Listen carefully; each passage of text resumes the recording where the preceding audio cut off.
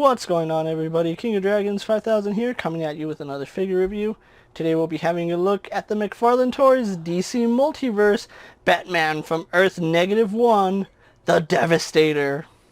And so here we have the Devastator posed and out of the packaging. Before we take a look at the figure, let's actually run through his accessories really fast. Devastator doesn't come with anything other than the McFarlane display base, which it looks the same as every other display base. Other than that, nothing for the Devastator, no alternate hands, no accessories, which is a little bit of a bummer, but I do think he more than makes up for it in detail. So with that out of the way, let's actually talk about those details I'm talking about. So taking a look at the Devastator here, let's actually take a look at his face first. This is a really awesome looking head sculpt. Now, it isn't 100% accurate. There actually should be like a little black mask going on his ears all the way onto his eyes and a little bit down to his chin here. But I think McFarlane still nailed the look of the Devastator sculpt wise. A little bit of paint will really bring out all these details, but I still like the way it came out, and I love the way they did the red glowing eyes. Those are really impressive. You can see they even painted his teeth this really awful yellow color. For those of you who don't know the story of the Devastator, this is basically the Batman fusing himself with the Doomsday virus to fight Superman. Now that it was a really, really nice comic. If you haven't read it, definitely check out the Devastator from Dark Knight's Metal. Really, really like that comic. But anyway, continuing our look at the Devastator, one thing I do like is that he has an articulated mouth, which that does work really nicely. Now, something that he also does have is an articulated tongue. Now, you have to kind of push the tongue up from underneath the jaw to get it to sit normal, and it does a really good job of hiding underneath his chin, so I do like that. So, really do like the face on Devastator. He's a really menacing looking character. Now, I do have one glaring issue with this figure, and that is the overall paint application. Some parts of him are done really, really well, like underneath his neck here you can see all that really nice black wash throughout the body. Then we get some of it in the torso, and then we get to the side of the body where it just kind of fades away, and then we get to the back where there is absolutely no shading. That is a huge letdown, especially how much detail is in this figure. You can see right here we have a little bit of spikes coming out on this side. We have his torn bat suit right here. And one thing I really do like is you see his spine just jetting out of his torso, and that is just creepy looking. Just, ooh, that's scary. And it honestly seems painful. Now, something I do like is that this is an asymmetrical figure, meaning the left side doesn't match the right side. And you can see all right here on these protrusions right here, they don't line up with these ones on his left side. So really, really do like how different this figure is. Even here on his torso, you can see that the sculpt is completely different on each side, especially with the torn batsuit on the one side. We don't have it on this side. And just look at all this really nice rocky terrain just on his body. Having a look at his arms, you can see he also has spikes here coming out of both his arms. Again, they're asymmetrical, so they don't look the same. One thing I would advise is to use caution when putting pressure on this figure. Not because these are brittle. In fact, these parts are rubber, so they will move around. But because, just like Baraka, you might accidentally poke yourself with some of these spikes. And some of them are sharp, especially the one right here. And then we have a couple on this side. So do use caution on where you grab them, because you might accidentally grab one of the sharp spikes and poke yourself with it. Maybe break some skin if it happened fast enough. So really, really liking how he just looks all menacing. And even here on his elbow, you can see some of his spike protrusions coming out. One thing I do like is that these elbow protrusions that Doomsday normally has, we actually get the bat gauntlet on him. You can see the three distinct bat fins on this side. You can see it even more on this side because there's nothing over here other than the bat fins. So I really do like that little touch that they did. That's something I didn't even notice in the comic, and if it's not in the comic, really do like the fact that McFarlane did it here, because it's just a nod to Batman, because this is Batman with the Doomsday virus infecting him. You can see he even has the protrusions coming out of his knuckles, and those are done in a nice soft rubber plastic. They're still pretty dense, so you can still hurt yourself. As you can see, it did poke into my skin, but that's because I'm pushing really, really hard on it. So unless you're pushing as hard as I was, you don't have to worry. Now you can really see the lack of paint here on his hand. It just looks gray. Even the nails, despite having a really nice sculpt, don't have any paint on them. I would have loved to see them the same color as his teeth or even these bone spikes, because it's missing detail. That's all I'm going to say. It's sculpted really, really nicely, but unfortunately there's not enough wash throughout this figure to bring out some of those details. So I do find that a little bit unfortunate. Here we do have him with his trunks. As you can see, the bat suit has torn all the way around. And just like with the Hulk, miraculously, the pants part stayed intact for the most part, because you can see it is tattered right here at his thighs all the way around. Now, this is another point that I have to mention in this review, is that you see a distinct line on where the paint stops. It's like they painted half of it, left this half clean, and they're like, yeah, that's good enough. I get that you're only going to see the front of the figure most of the time, but even right here, look right here, that is unpainted area, and that's unacceptable, to be honest. McFarlane should really, really work on that much more, because you can see it fades gradually here. Here, it just kind of stops. That's something that I do need to point out. We do have his bone protrusions right here throughout his shin, which look really nice. They just kind of group together lumps of bone mass, and I do have a little piece of rubber right there that shouldn't be there. Let's see. Yeah, I plucked it off, no problem. And then going on to his big, massive feet, you can see just how much detailing is in here. His toenails are all cracked and brittle. They're not brittle, but they look just overall nasty. If you had those kind of toenails, I would really recommend seeing a doctor, because those probably are infected. And we get a lot of nice shading here on his feet, and then we go up to his shins and there's hardly any shading. Consistency, that's the one thing that this figure is lacking, and that's consistency in the paint.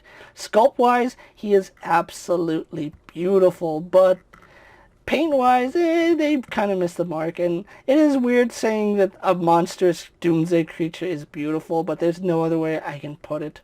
Now, this is another area that I think a lot of people are a little bit disappointed, is his size. When we get him compared to other figures, you'll understand why. So, because I did mention it, let's actually get him compared to other figures you may have in your collection. Here we have Devastator posed next to a Marvel Legends Cyclops and a DC Multiverse Superman. Here we have Devastator posed next to a WWE Elite Scale figure and a Mezco 1/12 Collective Popeye the Sailor Man. And finally, here we have Devastator posed next to a Lightning Collection White Ranger and a Star Wars Black Series Mandalorian. So as you can see, Devastator here is pretty big, but he's not as big as he should be. In all honesty, Devastator here should be about 20% more massive in terms of height and girth. I don't know why McFarlane decided to make him a single issue figure. He honestly should have been a Build-A-Figure, but he's still done exceptionally well. So let's actually go over how much articulation he has. He is a much bigger figure than your standard McFarlane DC Multiverse figure, so he will have some limitations in articulation. For example, his head does look up about there. He doesn't look much further down, and that is a little bit disappointing. Now, his head is actually attached at an angle, so to get head tilt, you have to turn his head to the right and to the left. If you try swiveling it, it does swivel at an angle, so do be aware of that. So we don't get as much range as I would like, but it's still sufficient for a character like this. We also do have a jaw hinge, so he can open his mouth and roar. And again, his tongue is articulated, so you can move that around as you please. His arms are on ball sockets going into the body, so they do move back a little bit. They do move forward a little bit, and when I mean a little bit, I mean a little bit, because you can see it doesn't move that far forward, doesn't move that far back. Again, forward, back. Not much range there, unfortunately, but they do pivot up and down slightly, so I do like that. Going out to the side, they are hindered by the shoulder spikes, unfortunately, so you can see they only go up to about that far.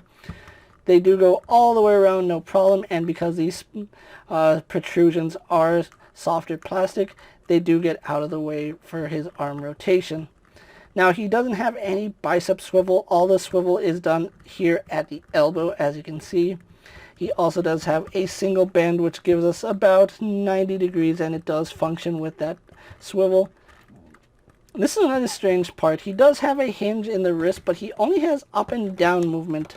As you can see, it goes down, goes up, and it only rotates. There's no way to get his hand going in and out. It's all just strictly up and down motion. And that's the way it is for both his hands. We only have a hinge that goes up and down. So this is actually one part where the Devastator outshines several other of the McFarlane figures. His abdomen joint is super impressive. Look at him just hula hooping like crazy. He goes back, all the way back to the point where he becomes too heavy to support his own weight, and he does crunch forward surprisingly well for a monster of his size. Does tilt to the side, does tilt to the other side. Now, you will notice that if you get too crazy, you detach his body from the sculpt. Now, that could have been alleviated if they sculpted his pants just a little bit higher, but that would also limit some of this articulation that we get. But you can move his pants up if you really want to. You can actually, you can actually move the pants to hide that, so I really do like that. Does rotate really, really nicely. Now, this is a part where he's a little bit hindered. He does have hip articulation, which does go out to about there, but because this is a soft piece like the Crow Robins, you don't get too much articulation out of it. It does go forward a surprising amount, so I do like that. We actually have thigh swivel on this guy, and it's a really nice thigh swivel. You can see it functions perfectly, so I do like that. Unfortunately, he only has a single bend at the knee going about 90 degrees, which is less than stellar, but for a big massive figure like this, it's acceptable. We do have shin swivel, which is nicely hidden underneath all these spikes. We have a hinge in the ankle, which goes back and forward.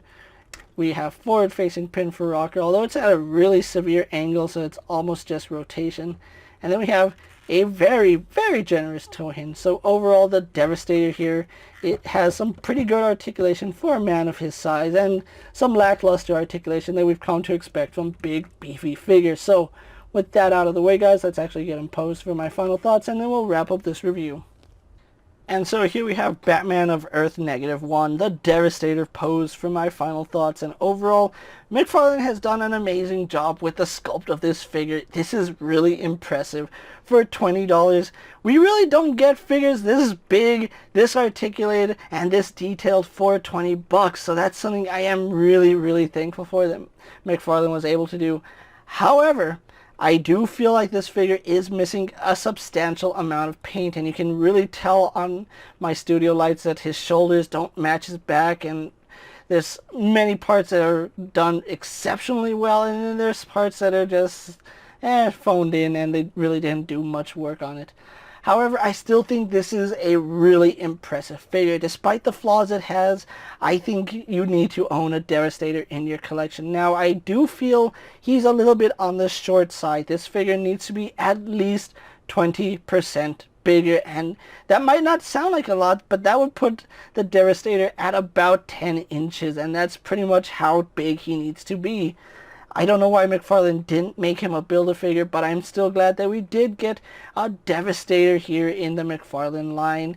This is something that I've been looking forward to ever since they announced the Metal series. Devastator was one of my favorite of the Dark Knights, and I'm really glad to have him in my collection.